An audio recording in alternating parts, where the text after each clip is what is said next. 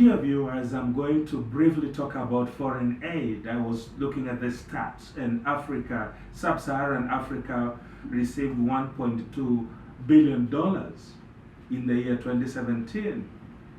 But as somebody who stays in Africa and was born here, and I see what goes on in Africa every day, and as somebody who stays in rural Africa, because that's where I am. Bungoma is a rural place, and that's where I stay.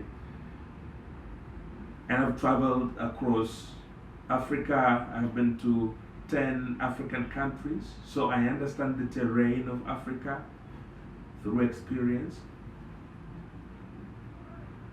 I dare say that the $1.2 billion that came to Africa actually did not reach the deserving people. How come?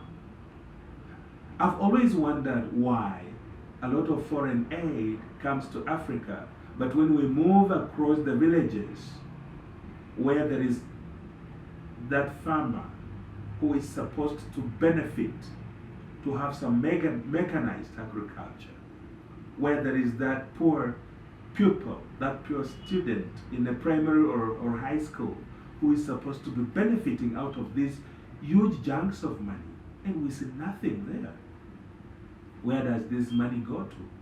This money ends up in the pockets of government officials and non-governmental organizations that have nothing to do with the poor people in Africa. Let me get deeper. When aid comes, it comes through structures and systems. And the structures and systems that have been established historically have been government and non-governmental organizations. For example, talking about the Kenya government, we know how corrupt this government is.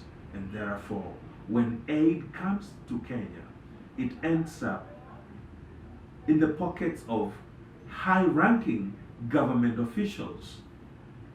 The only trace of that money is that huge fuel guzzler seen passing on the highway.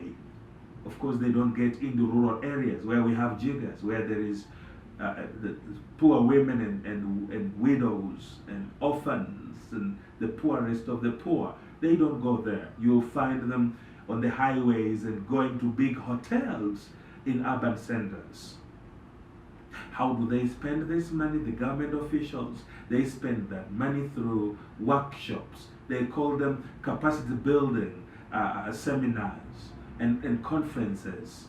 Indeed, when you fly out of Kenya, you will see a lot of Kenyans, black Kenyans like me, on planes flying out of Africa.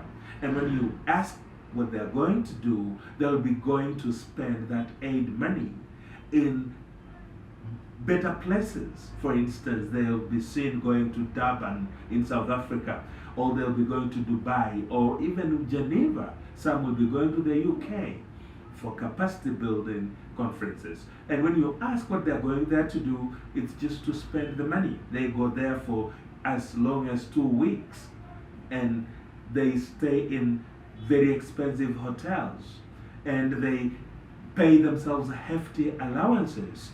Then they come back home and bring the receipts to account for that money. It actually doesn't help the poor person. Similarly, the aid money comes through NGOs, international non-governmental organizations, and they do the same thing. It's only that that's not government, it's actually non-government organizations. And most of these non-governmental organizations are run by foreigners, non-Africans, who have come in the name of expatriates. What happens? They are the ones who eat up that money. We have Americans in this country, we have people from Europe, we have Australians, and other nationals from outside Africa here working with the non-governmental organizations. And a friend of mine was making a joke and calling NGOs as nothing going on, because really nothing goes on.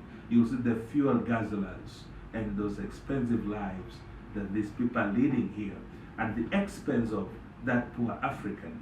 Consequently, nothing reaches the ground.